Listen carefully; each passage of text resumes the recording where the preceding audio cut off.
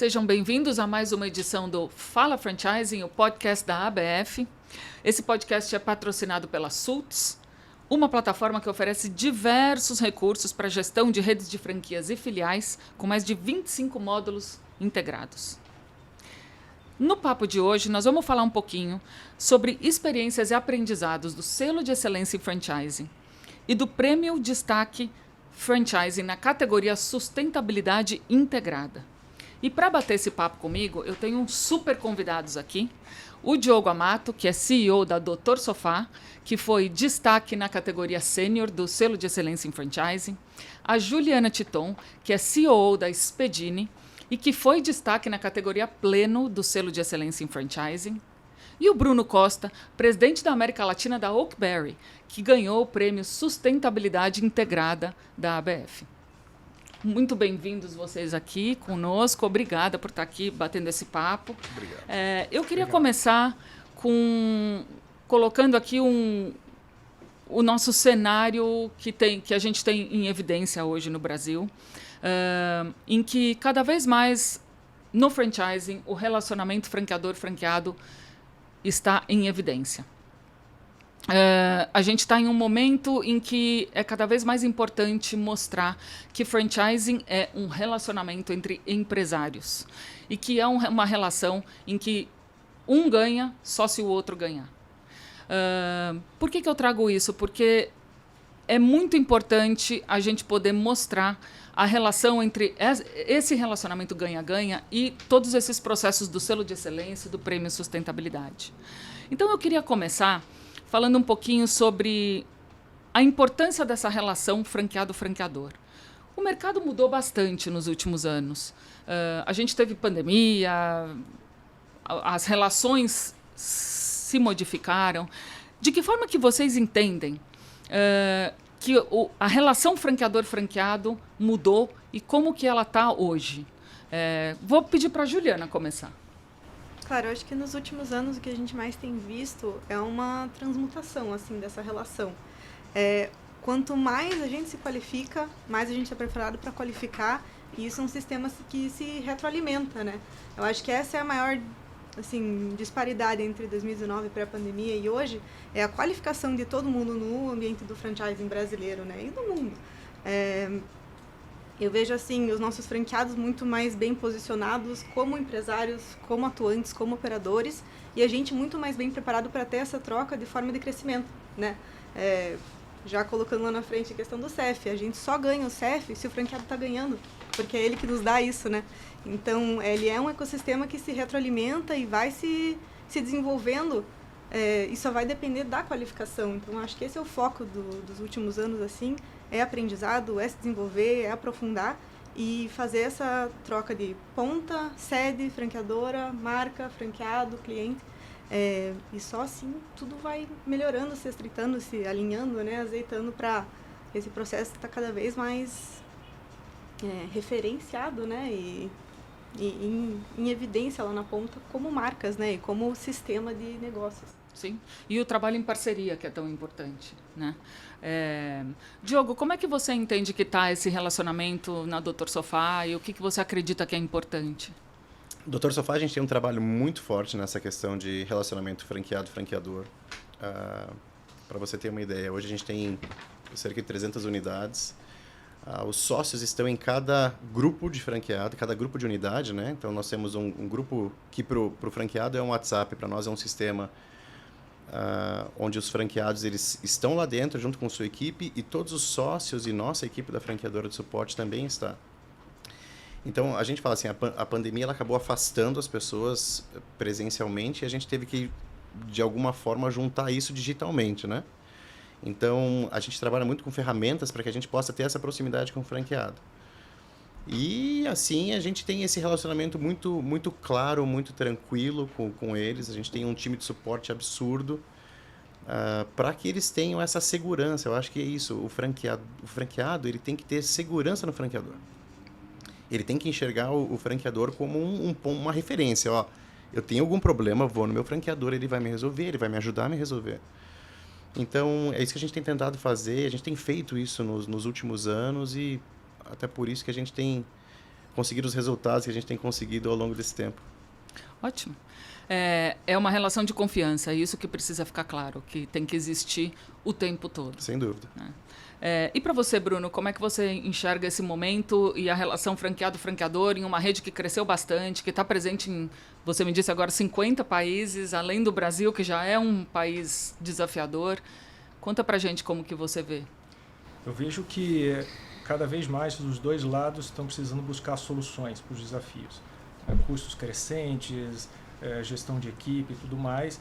E eu acho que nesse momento comunicação é um dos caminhos que a gente tem buscado. Ou seja, estreitar essa comunicação, garantir que a gente está ouvindo bem a rede. A rede, acima de tudo, eles são, eu vejo como operadores do canal, né, onde eles fazem a mágica acontecer para os nossos consumidores, mas também são investidores da marca, considero os parceiros, mais do que parceiros. Então, entender o que eles precisam é a base da discussão.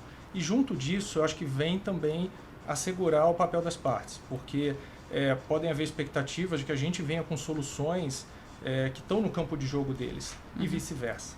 Então, principalmente para os que chegam na rede nesse momento, deixar claro o papel das partes.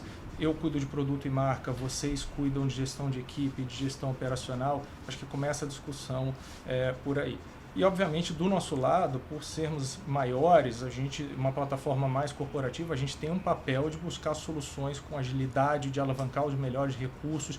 Então, além da comunicação, eu acho que a gente tem adotado uma cabeça, um pensamento muito importante de ir atrás das melhores ferramentas, do que acessar o que há de melhor para prover para isso. Porque isso, sim, eu acho que a nossa escala, nosso papel como matriz nos permite. E obviamente, construir aqui caminhos como digital, como acesso a dados, busca de eficiência, como soluções e potenciais para o que a gente tem visto. Perfeito. Vocês trazem, então, a gente tem redes aqui, uma rede um pouco menor, uma rede média, uma rede grande, com uma presença muito importante internacional, e todos vocês trazem os mesmos aspectos: parceria, confiança, comunicação. Não é impossível manter a confiança, a parceria, a comunicação, mesmo quando a rede já está muito grande. Dá para fazer. E é aí que entra o franchising e a beleza do trabalho em rede. A gente poder usufruir dessa parceria através da boa comunicação. Eu estou aqui à frente da Comissão de Ética nos últimos 2 anos e meio, e eu percebo que a grande maioria dos problemas que chegam para a Comissão de Ética são puramente problemas de falta de comunicação.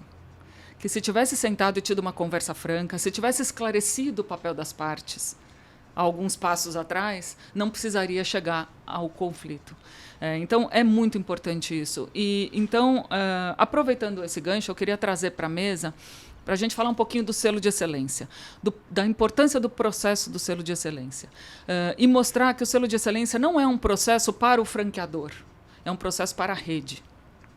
Então, eu queria perguntar primeiro para você, Diogo. Você foi destaque da categoria, ou seja, você tirou a maior nota de satisfação dos seus franqueados na categoria sênior. Eu pergunto para você, por que você participa desse processo do selo de excelência e o que você faz com isso dentro da sua rede? A gente participa desse processo para... É um ganha-ganha, né? Isso é muito bom para a franqueadora, ter essa chancela, né? Ter esse selo marcado ali para nós. Isso é muito bom para o nosso franqueado. Isso é muito bom para distinguir a nossa marca dos concorrentes. Isso para o cliente final, isso é muito importante. E o que a gente tem feito é tentado explicar para o nosso franqueado a importância disso. Ele precisa entender isso. Ele precisa entender o quão importante é receber um selo de excelência.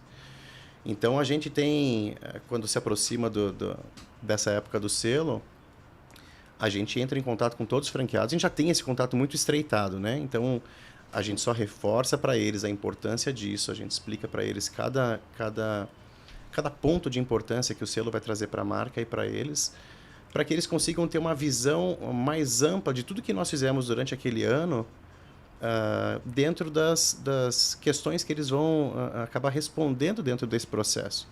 Então, é muito fácil a gente esquecer durante um período de ações que foram feitas no começo do ano, sobre algumas coisas. Então, tem uma pergunta sobre, sei lá, por exemplo, ESG, que foi um dos pontos que nós já vimos que a gente precisa melhorar, não no que nós estamos fazendo, mas em como os franqueados estão enxergando o que nós temos feito.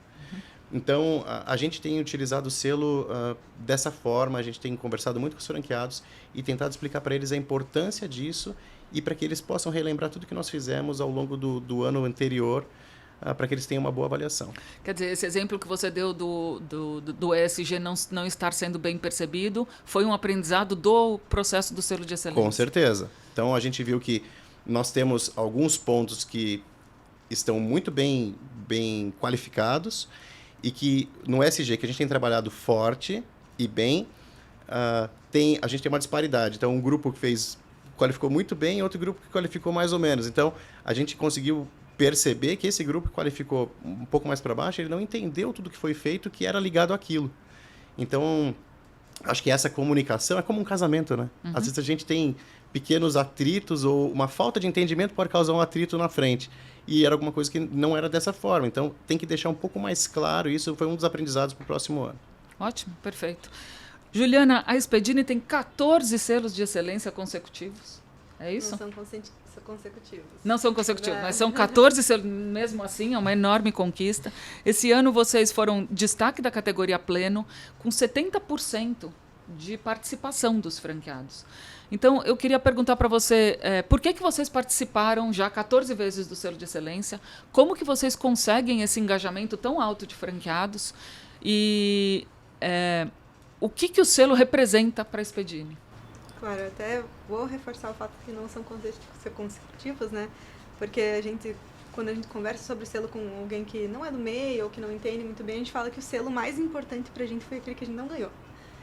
Porque foi naquele momento que a gente viu o que aconteceu. Porque naquele momento tinha ganhado 7 consecutivos e daí perdeu. Então a gente falou, larga o que tá fazendo, dá um passo para trás, né? E vamos entender o que tá acontecendo aí. A gente participa porque ele é uma métrica, além de ser constante, sempre a mesma métrica, a mesma pergunta da mesma forma, então eu estabeleço uma medição um pouco mais confiável, né? Mas é porque é uma visão geral da rede que não depende do meu consultor, da interpretação dele, do que está sendo dito, de quem está lá na ponta, do momento do contato, né, com o franqueado, porque às vezes um consultor tem um contato com o franqueado e ouve uma coisa e para ele aquela foi uma ocorrência. Mas às vezes todos os outros franqueados estão falando com uma pessoa específica e essa informação não se converge. Então no selo a gente consegue ter uma visão geral para ver o que é crônico dentro da rede, o que não é tanto positivo como negativo, né? Para a gente ter esse número. E naquele ano que a gente não ganhou, a gente passou a usar o questionário do selo como o nosso norte para a definição de OKRs dentro da empresa. Então o franqueado sabe que o que ele responde naquela pesquisa vai ser o que a gente vai trabalhar o resto do ano. Né? Então, para ele, é ajudar a gente a ter uma meta, um objetivo bem estabelecido, que vai de acordo com o que ele quer ver. Né? E assim a gente sabe que está atendendo a demanda que o franqueado está nos dando. Às vezes a gente acha que fazer um monte de produto novo, e às vezes ele só quer uma qualificação de marketing, ele quer uma qualificação de gestão de números. Se eu faço só o que eu acho, a gente está imerso naquela operação ali o dia inteiro, pra gente parece que a gente está fazendo muita coisa, mas o franqueado, para ele é um silêncio enquanto eu não mando aquele e-mail, enquanto eu não mando aquele comunicado. Então, para ele tá meio quieto e mar quieto é preocupado, é preocupante, né? Então, a gente tenta manter essa comunicação ao longo do ano de entender, olha, vocês nos disseram isso no selo, na pesquisa, e a gente está fazendo isso, está indo na direção que vocês esperavam, só faltava uma comunicação a mais, uma ligação ao invés do e-mail, ou vocês querem alguma coisa, e a gente consegue redirecionar e recalcular a rota ao longo do ano, né? E não esperar até o próximo selo para ver se tinha dado errado, né? Então isso nos permite ali uma maleabilidade, a gente até replica assim uma pesquisa meio intermediária no metade do ciclo. Uma interna. Para ver se 6 meses para dentro da pesquisa do selo, se a gente está indo onde a gente quer ir. Porque dá tempo até o final do ano de a gente recalcular e refazer algumas métricas, né? Então, ele é o fator diretivo do que a gente faz. Então, a gente vê o marketing, pega o relatório deles e vê o que está acontecendo. E é dali que saem as metas e objetivos e entregas deles. Operacional, a mesma coisa, financeiro.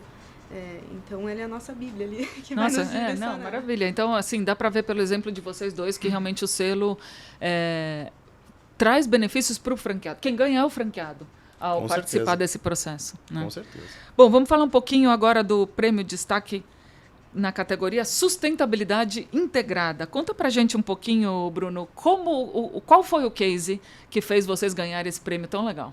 Primeiro, é um orgulho enorme estar aqui falando desse prêmio. Eu represento o trabalho tremendo de 2 áreas de sustentabilidade e supply chain que não estão aqui comigo, mas agradeço em nome deles esse reconhecimento e vou contar para vocês. Eu acho que vale contar um pouco da jornada, né? O Oakberry é uma marca muito jovem, de 8 anos, mas com 4, 5 anos atrás a gente decidiu verticalizar a nossa produção. Então, realmente ter o açaí produzido por nós, investimos numa fábrica e junto veio um compromisso com a sustentabilidade. E o projeto foi cadastrar, certificar e monitorar os produtores de açaí. O açaí é um fruto nativo da Amazônia, ele está lá nas palmeiras, é um extrativismo, e os produtores que passaram, muitos produtores se formaram ali, passaram a fazer disso o seu sustento, e o projeto foi, vamos trabalhar em parceria com eles e vamos acompanhar como eles trabalham, com o objetivo de prover melhores condições de trabalho para eles. Então, para eles, transformar, elevar os padrões desse processo e trazer maior ganho econômico. Para nós, naturalmente, um controle de produção, rastreabilidade, isso faz parte de um atributo que a gente quer como marca premium. A gente remunera eles um pouquinho a mais por isso. E para o nosso franqueado, uma segurança de onde a gente está buscando o açaí. A essência do nosso negócio é um produto à base desse fruto incrível, cheio de vitaminas, antioxidantes e propriedades nutritivas muito interessantes. Com isso a gente conseguiu colocar todo esse tripé, franqueado, se beneficiando disso, principalmente os produtores e nós. E as comunidades receberam isso bem. Começamos com algumas cooperativas, aumentamos, o trabalho terminou atingindo 200 produtores, 6 cooperativas. E por trás, só para trazer um pouco mais de tinta, a gente acompanha se as crianças desses produtores estão frequentando a escola, para incentivar, através de atitude, que as crianças não entrem no trabalho e sim garantam sua formação. Então tem muito aspecto social que vem com isso nessa troca. A gente acessou melhores práticas em parceria com institutos, Ministério do Público do Trabalho, outros parceiros. Isso também, obviamente, ajuda toda a marca. A gente, com isso, sustenta nossas certificações orgânicas. No Brasil não somos, mas para o mercado americano e europeu somos orgânicos. Temos certificações Fair for Life, que justamente fala de comércio justo, de assegurar qualidades, as qualificações mínimas para os trabalhadores e a renda justa para eles e por aí vai. Então é um baita orgulho para a gente, somos uma marca jovem, mas abraçamos isso e acabou ficando uma coisa bem natural dentro do negócio. Os nossos fundadores até falam, a gente fala até pouco de ESG dentro porque já virou tão natural esse olhar e parte do nosso time, do pensamento do nosso time que está lá em Santa Isabel do Pará. Enfim, mas eu acho que vale replicar e recontar muito essa história. E eu agradeço a BF por ter colocado essa lupa em especial, a geração Z, só para concluir, isso está vindo e cada vez mais rápido, As estatísticas já falam de 40% aproximadamente da geração Z com muito mais olhar e valorizando marcas que pensam em ESG. E eu vejo que não só nós, mas as entidades como a BF têm colocado destaque para isso e transformaram isso até nesse prêmio. Muito obrigado. A gente tem, o ESG tem cada vez mais valor, cada vez mais importância dentro do franchising. A ABF realmente enxerga isso, tanto que o ESG agora faz parte do selo de excelência também, e faz poucos anos. Porque a gente entende que muitas redes... o case de vocês é diferente porque é uma coisa muito óbvia. Todos os franqueados enxergam, todo o mercado enxerga, vocês impactam toda uma gama de pessoas e várias comunidades, mas tem muitas redes de franquia que têm práticas de ESG muito bacanas que não são percebidas, como até ele comentou. Então, a gente quer trazer cada vez mais isso à tona, porque tem muita gente já fazendo muita coisa legal, só que não aparece, e precisa aparecer. Como que, só continuando aqui com você, Bruno, mais um pouquinho, como que toda essa importância e toda essa prática de sustentabilidade tem impactado o desempenho dos seus franqueados? Como que isso chega lá na ponta para os seus franqueados?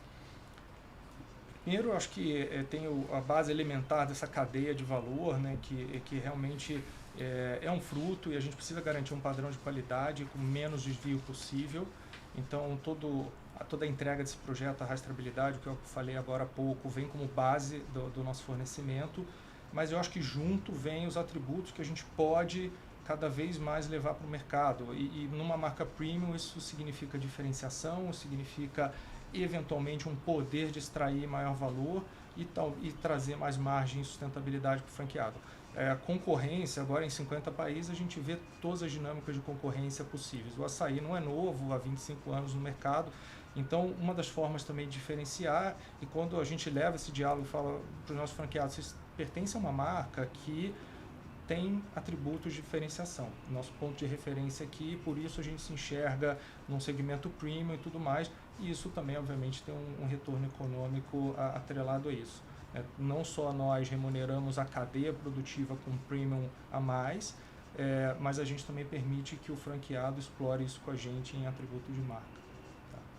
E eu acho que isso é um valor importante para quem pensa a longo prazo. A nossa conversa, somos jovens, mas com uma cabeça de um olhar bastante à frente, a gente leva isso para as nossas conversas. E isso é claro, o franqueado tem essa clara percepção desse impacto.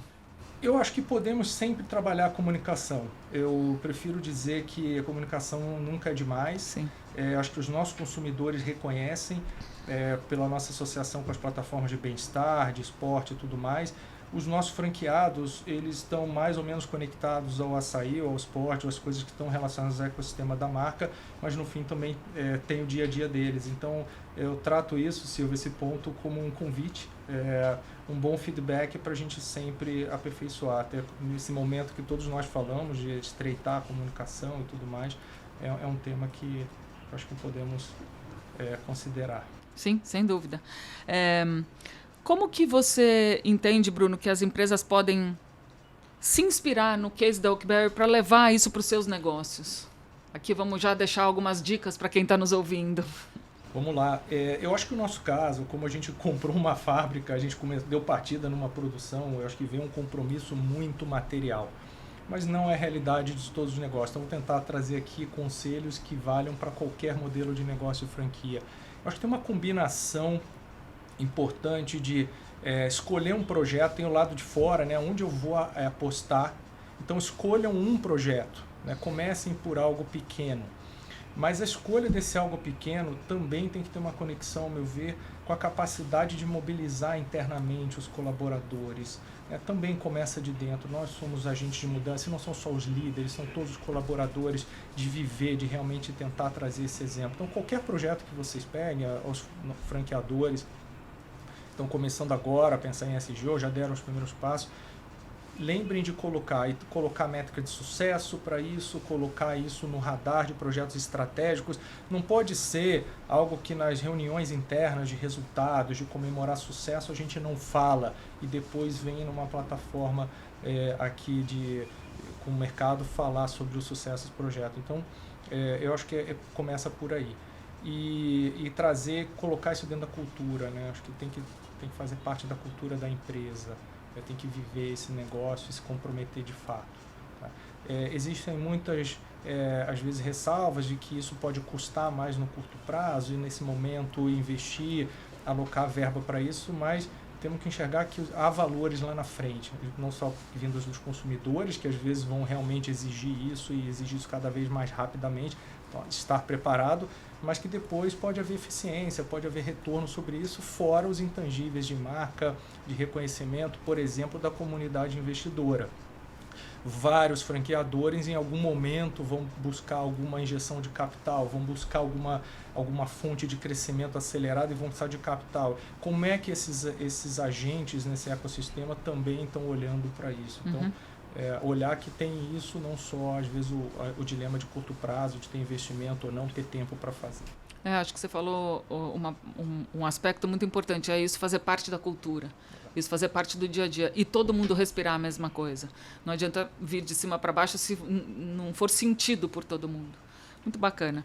Bom, queria perguntar para você agora, Juliana, já que a gente está aqui dando dicas e sugestões para quem está nos ouvindo, o que você daria de sugestão para quem ainda não participou do processo do selo de excelência, gostaria de participar, como fazer para engajar os franqueados, como fazer para mostrar para os franqueados da rede a importância de participar do processo, para que eles realmente participem e para que a marca possa até chegar num destaque como você chegou. O que você indicaria?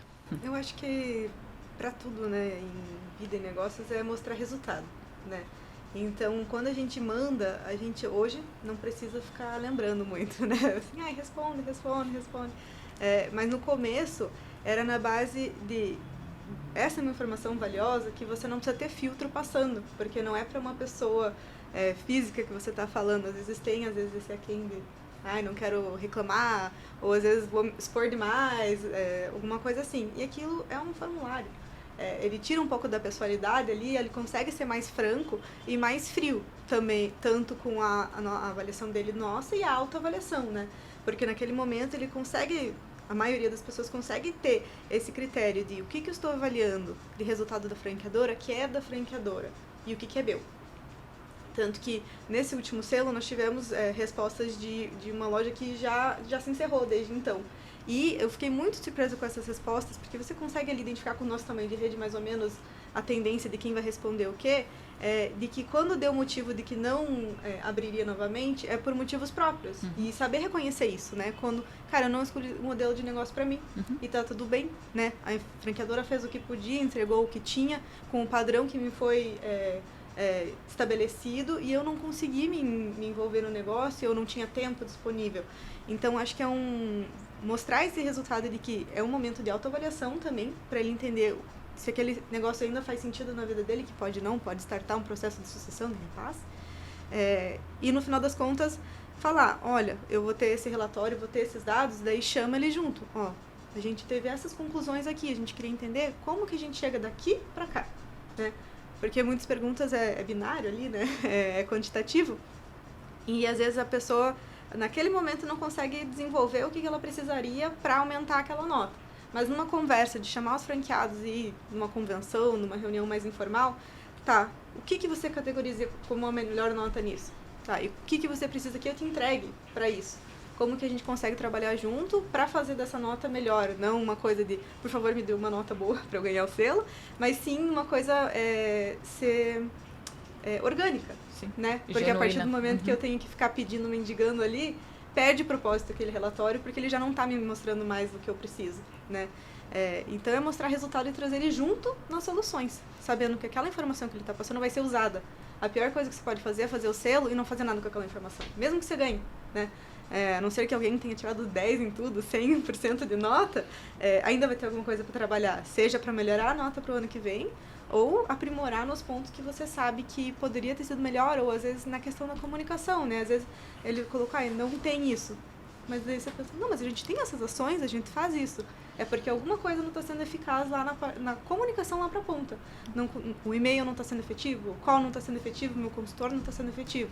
Então é um momento de autoanálise, tanto do franqueado como nossa, mas tem que mostrar resultado com aquilo. Porque senão ele não vai ver valor, porque que eu vou parar meu dia, gastar ali 30 minutos respondendo esse questionário, se não vou fazer nada com essa informação. Então, os primeiros ali é mais dolorido de ter que ficar lembrando, por favor, responda. Mas quando o franqueado consegue perceber valor e resultado naquilo que ele está te mandando, é natural. Ele vai perguntar quando que vem a pesquisa, né? Inclusive, na metade do ano, eles perguntam quando que vocês vão mandar ali a pesquisa, que eu tenho uns negócios para falar, uns palpites para dar, que ainda dá tempo de implantar. Então, quando vê valor percebido e está entendendo que aquilo é usado para alguma coisa lá dentro, alguém vê o relatório, né? Já vai virar uma coisa orgânica e não precisa mais ficar vendendo o relatório para a pessoa. Obrigada pela perfeita definição do que é o processo do selo de excelência que você acabou de fazer, porque é exatamente isso. O franqueado participando de forma legítima e isenta, como você disse, a gente não identifica quem falou o quê. Então, os franqueados podem dizer exatamente o que eles pensam de uma forma super protegida, sem ficar sem graça de dizer o que a franqueadora ele acha que a franqueadora talvez não vá gostar, né? Então, quanto mais legítima for essa participação, mais toda a rede ganha.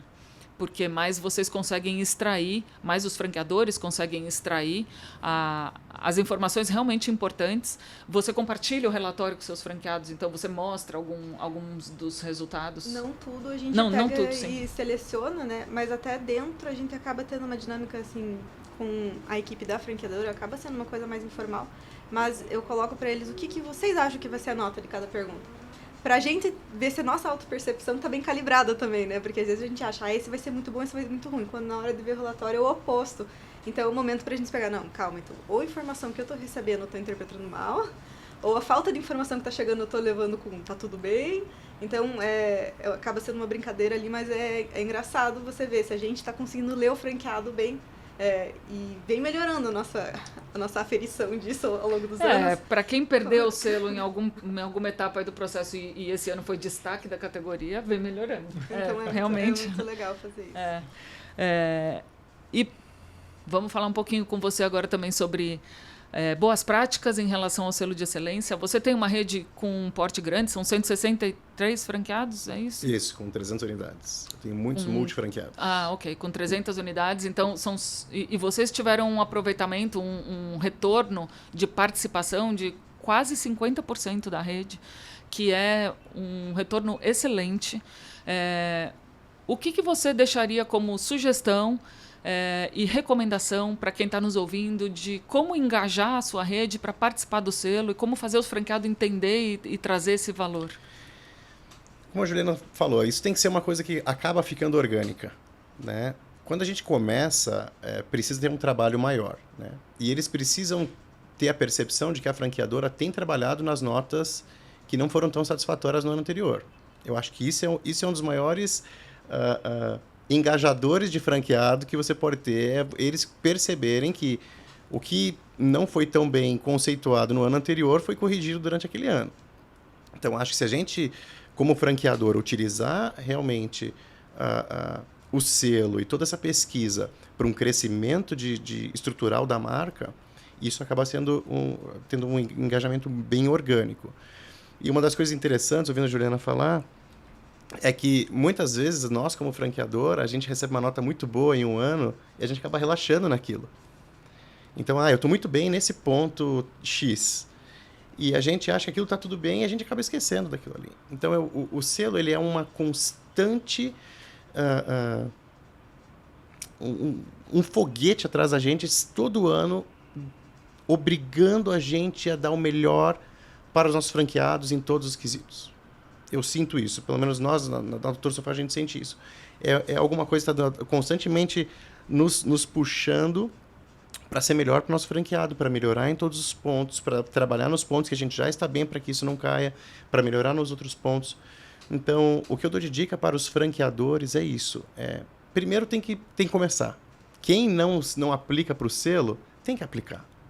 Porque é um objeto de construção da sua marca, de melhoria. E realmente utilizar isso. Isso não pode ser só um selo que você vai colocar lá para vender mais franquia. Eu acho que isso tem que ser muito bem dito e tem que ser uma coisa que não seja só para isso, né? Para o franqueador enriquecer, que é o que muitos pensam. Não é isso. É para que possa ter uma melhoria da marca para o franqueado e que o franqueado aproveite toda essa melhoria para os ganhos dele, falando economicamente. Então, se eu pudesse dar 2 dicas. Primeiro, quem não foi para o selo, aplica, faz. Não tenha medo de não ter o selo, porque já vai ser uma baita de uma pesquisa, uma avaliação da sua empresa. E quando recebe o selo, mantém, trabalhe, aumente sua equipe, qualifique sua equipe, para que isso possa se perpetuar, como aconteceu no caso de Pedini, vários anos seguidos, e acho que é isso. É isso aí. Bom, você que está nos escutando, o Selo de Excelência em Franchising 2026 vai estar com as inscrições abertas em breve. Fica aqui o nosso convite para que você participe. O Prêmio de Sustentabilidade Integrada também vai estar com as inscrições abertas. Também fica aqui o nosso convite para que você participe. São processos muito importantes para que as redes franqueadoras possam se autoavaliar.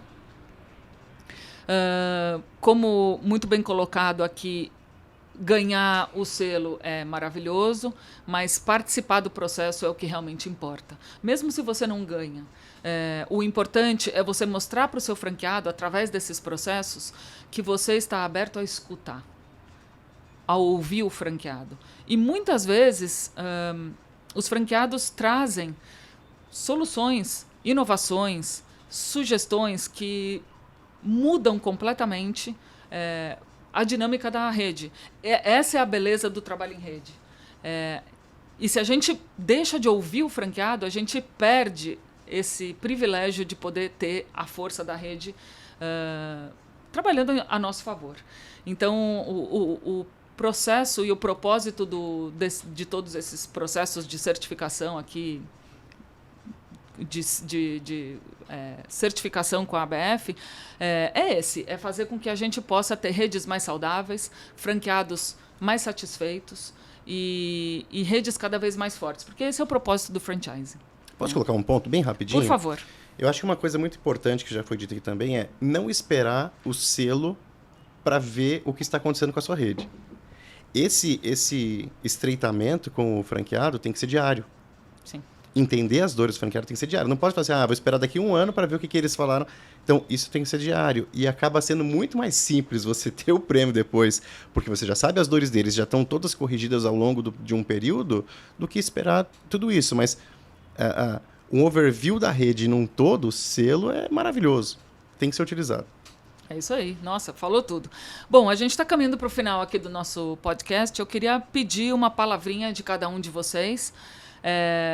Vamos começar com você. Suas considerações finais, uma recomendação final sobre esse tema que nós estamos falando, de engajamento dos franqueados, no seu caso, através do Prêmio Sustentabilidade, ou qualquer outro recado que você queira deixar. Acho que sustentabilidade está mais do que visto como um pilar super importante. Não é só a franqueadora. Eu acho que nesse tema de captar, de comunicar, de dialogar, de se ouvir, então eu penso que trabalhar junto, próximo dos franqueados, para buscar novas ideias e abrir todo esse processo de captura, colocar isso também dentro do funil de inovação da empresa, colocar a sustentabilidade dentro do funil de inovação é um caminho bem importante e eu acho que bem estratégico para muitos negócios. Então, como os franqueadores, eu acho que começando agora, ou menores, que estão com outros dilemas ainda, cobrindo mais o básico, tentem reservar um pouco da sua agenda estratégica para conduzir algum tipo de iniciativa. E falando no contexto geral de Brasil, eu acho que se fala muito agora em inteligência artificial, em digitalização, então eu queria dividir o que eu vejo como tendências do franchise agora, para talvez fomentar mais essa agenda da gente circular entre nós, aproveitando aqui uma conversa coletiva. Eu penso que o digital ainda é uma agenda que precisa ser atacada, né? Fidelização, processamento de dados. Acho que as tecnologias agora são trocadas no mundo de forma muito mais rápida, então estejam atentos a isso, junto com a inteligência artificial. E eu acho que também a busca por receitas contínuas eu vejo como uma possível tendência, né? Talvez modelos de negócio que aceitem assinaturas, que aceitem você fechar planos mensais de consumo, talvez até no mercado no negócio de refeição, de alimentação eu vejo, e eu acho que isso dá para se ampliar, lavanderia e por aí vai, a gente poderia nomear vários negócios, porque traz uma previsibilidade, e previsibilidade no mundo de tanta volatilidade e outras variáveis de incerteza, eu acho que pode ser um benefício, um efeito muito positivo para o canal, né, e para os franqueados. Perfeito. Bom, que a Oakberry continue sendo essa referência que é no mercado e que vocês continuem a expandir com responsabilidade, com consciência e com bastante parceria com os franqueados. Viu? Obrigado, Silvio. Diogo, quer deixar suas considerações finais? Eu acho que foi muito bom essa iniciativa da BF de fazer esse tipo de podcast que pode ajudar tanto outras redes, né? Com algumas redes que têm feito bem. A gente acaba não se considerando muitas vezes uma rede de sucesso, por mais que a gente seja. A gente sempre acredita que a gente pode melhorar, né? Acho que a gente tem uma autocrítica muito, muito alta, principalmente minha é muito alta. Mas é isso, eu acho assim, primeiro dá ouvido ao franqueado. Tem que dar ouvido ao franqueado. O franqueado, ele está na ponta, como o Bruno muito bem disse, né? Ele é a ponta operadora, é ele que está fazendo sua marca crescer. Então dá ouvido ao franqueado, segue um caminho de correção do que a franqueadora tem feito e seja muito claro com o franqueado. Acho que essa relação franqueado-franqueador tem que ser algo muito transparente. A gente tem que fortalecer o franchising porque é algo muito seguro, tem que deixar isso muito claro para os investidores. O franchising é algo seguro, é algo que vai trazer uma segurança para quem está começando a empreender ou para quem está investindo, porque são negócios já que estão rodando bem, que já estão faturando. Então, acho que é isso. Acho que a gente tem que, como franqueadores, fortalecer cada vez mais essa segurança que é o franchising no Brasil. Cuidar para que o franqueado tenha uma operação sustentável. Com certeza. Cuidar para que o franqueado tenha uma operação lucrativa. Isso é essencial. Se não tiver isso, não tem... Pois é, mas a gente não custa nada lembrar a importância disso. E que a gente possa deixar cada vez mais clara a importância de ouvir o franqueado, mesmo que às vezes seja difícil. Sim. Porque o franqueado tem muito a dizer, realmente é ele quem está lá na ponta. E quanto mais a gente tem essa parceria estreita, mais a gente usufrui da força da rede. E para mim, essa é a beleza do franchising, é o trabalho em rede. Exato. Cada um fazendo o seu papel, que a gente brinca, né? Que o franqueador faz tudo pelo franqueado, menos o papel dele. Então, que isso fique muito claro. Exato. E que assim a gente possa crescer de uma forma bastante sustentável. Parabéns pelo seu trabalho. Que a Obrigado. Dr. Sofá continue crescendo também. Muito obrigado. E a gente vai fechar com você, Juliana, trazendo um pouquinho as suas considerações, com toda a sua experiência, com todos os anos de mercado que vocês têm, de trabalho em rede. O que você deixaria como a palavra final? Eu acho que a gente vem ali de um começo um pouco diferente, que a gente começou como franqueado do Expedine, né? E acabamos nos tornando franqueadores. A gente viveu um pouco do outro lado, então ajuda um pouquinho nesse momento de literalmente ter se colocado no lugar do outro. Mas eu acho que nessa troca, nessa parceria de franquia, a gente às vezes esquece de se colocar no nosso lugar, né? Então acho que é uma reflexão muito importante. É muito fácil dizer o que lá na ponta não está acontecendo, é o mercado, é falta de cliente, falta de fluxo, é o ponto no shopping. Mas entender o que a gente tem de responsabilidade nesse processo todo, né? A gente pode estabelecer padrão, processo, sistema, ferramenta que for, mas se ele não funciona no beabá, no feijão com arroz, manual, tanto que acontecia, né, 20, 30 anos atrás, tudo isso que a gente usa hoje de ferramenta para agregar não existia e funcionava, né? Então a gente tem que se colocar no nosso lugar e entender o nosso papel de o que a gente já fez para contribuir para a situação atual, o que a gente deixou de fazer, ou até o que a gente fez para contribuir para um problema, né? E ter essa autorreflexão é sempre importante. E acho que olhar para dentro da rede, é uma pergunta que a gente fez ano passado, ela acabou tendo uma proporção grande, dentro da rede, os funcionários, a equipe, outros franqueados, se eles gostariam de ter aquele negócio. Isso já vai dizer muita coisa, porque quem vive aquilo, cria tudo, faz a base, preço, se aquelas pessoas não confiam no negócio suficiente para ter o deles, alguma coisa está errada. Né? Porque eles têm uma visão muito mais transparente e muito mais aberta e franca do que acontece. Tanto que a gente fez essa pergunta no final do ano e hoje a gente tem 2 colaboradores que têm loja que são franqueados. Olha. Né? Então isso pra mim foi... Nossa, eu fico até emocionada, porque se um cara lá de dentro fala, não, eu quero esse negócio, é sinal de que é pra dar certo. Né? Porque se a pessoa que faz o preço, que vê o fornecedor, não quisesse, daí eu tinha que ficar preocupada. Então é uma reflexão interessante para se fazer dentro das redes, se os colaboradores da franqueadora diriam, se eu te desse uma loja hoje, você ia querer? Isso vai dizer bastante coisa e talvez tenha uma reflexão um pouco doída de se fazer nesse momento, né? Mas é se colocar no nosso lugar, entender a nossa responsabilidade para as coisas positivas e negativas, né? E não ter defensiva, é ser franco, né? E assim que a gente consegue uma troca produtiva com o franqueado de estar os dois lados, né? As duas pessoas do mesmo lado na briga de cabo de guerra ali, né? E não um puxando para cada lado, tem que estar os dois puxando pro mesmo, que funciona bem mais fácil, fica mais leve para todo mundo, né?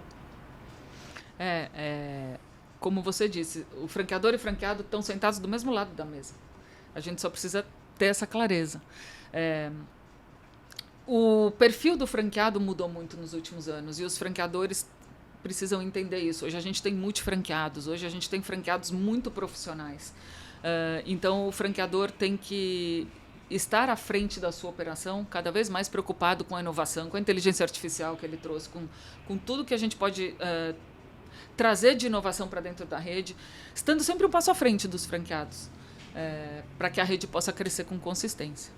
Muito bem. Foi uma delícia o papo aqui, passa rápido, mas eu queria agradecer muito a presença de vocês, Juliana, Bruno, Diogo, trazendo as boas práticas e mostrando como é o franchising que dá certo. Muito obrigada pela presença de vocês e a gente se vê no próximo Fala Franchising da ABF. Obrigado. Obrigado, Silvio. Foi um prazer.